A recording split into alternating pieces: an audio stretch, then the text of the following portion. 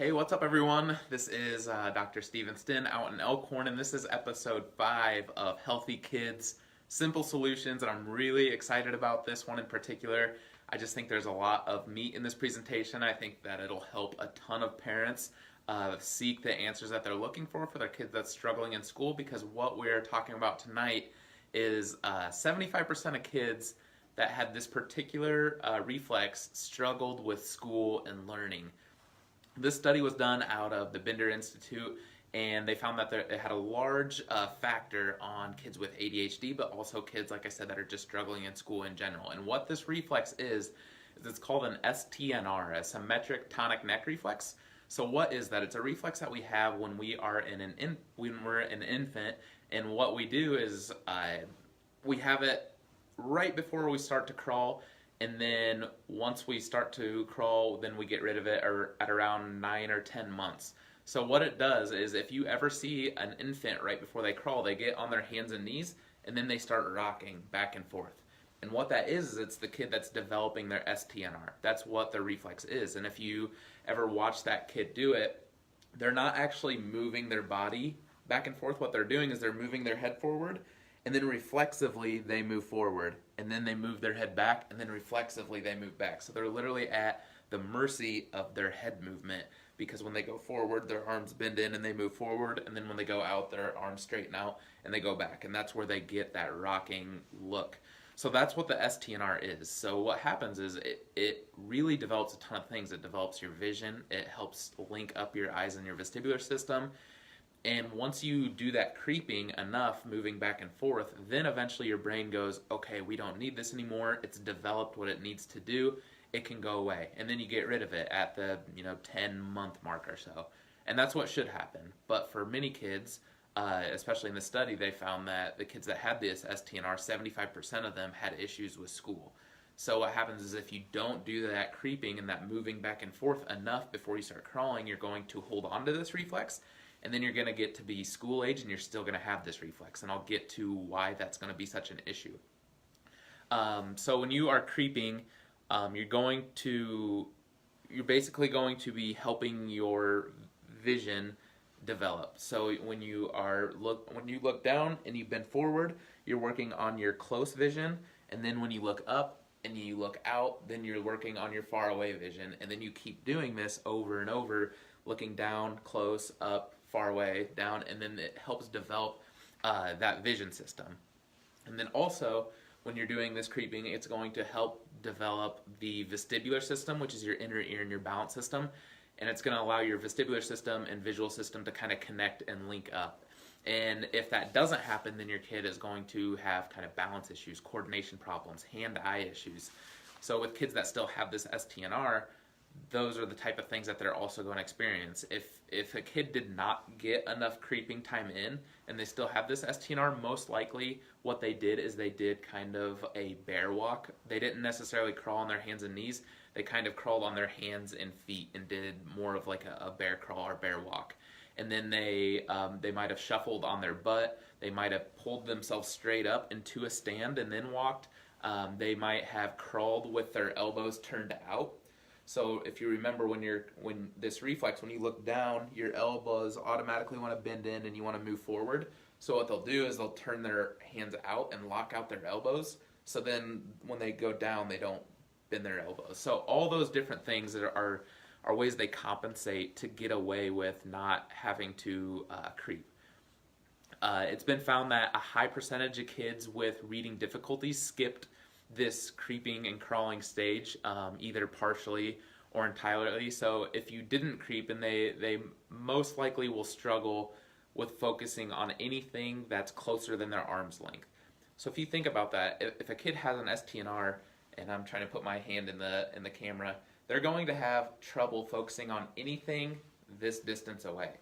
They can focus on things that are a little bit further away, but anything that's this far away, they're going to have a lot of trouble focusing on. So if you think of school, that is a huge issue, right? Because that's basically all of school. You have your homework right in front of you, your test, or whatever it is. So if you have an Stnr and you can't work your visual, because what happens is that Stnr helps develop your close vision. So if you didn't do that properly, then you're going to have issues with that and focusing on things that are within an arm's length or lower. What also happens is it helps develop your low back musculature. So kids that have this STNR are going to be super slouched. They're just going to be, they have no core strength. They have no low back musculature. They can't stand up straight. So what happens is they're sitting in school, they're slouching, and then none of their low back or core musculatures are, they're not strong at all. So they fatigue out really fast, and then they're always having to move around to find a comfortable position, because their muscles are always tired. So they're always moving around in the chair and they can never get comfortable. So they're always moving around and fidgeting. It's going to help develop, the STNR is going to help develop convergence and divergence of the eyes. So if you think about reading, what you do is you converge your eyes and then you read across a line. And if you're not able to do that, what you are probably going to do is get really tired when you read, or you're going to see double when you read. So either one's going to be an issue. And also the STNR helps us cross what's called the midline. So what that is when you're reading, you're going to have a hard time tracking the page without losing your spot or losing the words in the middle of the line. So you're going to have a hard time following your hand when you're writing yourself. So if you can imagine that's going to be an issue if they can't follow their own hand when they're writing, or if they're trying to follow the page across, when they get to the middle, their eyes are going to jump a little and they're going to lose their spot on the line. It's also, you're going to have a lot of issues with catching a ball, because if you think about, you're going to want to look close and then far away and then close and then far away. So if you're tracking a ball coming into you and you have this STNR and it doesn't allow you to focus that, you're not going to be able to catch that ball very easily. So they're probably not going to like sports or PE and stuff like that. You also may have troubles with math, because if you think about the STNR, that is your eyes more in this plane. And you think about math and you write the columns and you write the numbers in the columns, and that's generally, I guess, how math problems work, is more in a vertical column. They're going to have issues doing that because they have this STNR. They're going to be the kids that lay on their desk when they're writing, and the reason for that is the STNR, if you remember, when you turn your head down, it automatically bends your heads forward. So eventually, when they're at their desk, they're going to look down, and then their arms are going to start coming in, and they're going to get closer and closer to their desk, until they're basically just on their desk writing, and they're laying on top of their desk. So that's why, is usually because they have an STNR. So if you're asking, okay, how do I prevent this from happening? I have a newborn child. I want to make sure that they get rid of this STNR.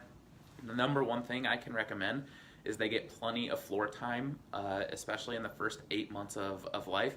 Stay away from the containers and the bouncies and things that confine them into this position that they're not ready for, and instead just let them be on the floor and move around as they can. And that's going to be the biggest thing as far as getting rid of this STNR. If you have a kid and you feel like I just basically described them and you're like, that sounds exactly like my kid, the thing that you can do is, with our office, we're always going to do primitive reflex assessments and see what reflexes they have, so then we're able to give you the actual reflexes they have, how to get rid of them, and how to move forward and help your child with this school. So if you are ever interested in that, feel free to call the office. Our number is 402-504-4676, and we'll for sure do that primitive reflex assessment and give you kind of that roadmap that you need, so that you're able to get your child the help that they need. And then also, if this kind of information sounded interesting to you, we're going to be having a workshop on February 26th at 7 o'clock in Elkhorn at the Mark. So I'm really excited about that. We're going to be going over all the different primitive reflexes. So this was just one where we only covered the STNR, and we didn't even cover it into as great a detail. So it's going to be an awesome workshop to cover all of those primitive reflexes and how they affect kids in school. So that is a completely free workshop. I highly recommend signing up for that, because you have nothing to lose. If you know of a parent that would like to watch or go with you, then invite them as well. Share it to a parent that you know could use this information. And otherwise, I hope to see you guys on February 26th. You can you click the link in the description below and RSVP for that. Otherwise, I will jump on one last time tomorrow on Friday. And I just realized I didn't even say Happy Valentine's Day when I started. So Happy Valentine's Day. And I will see you guys tomorrow evening. Have a good one.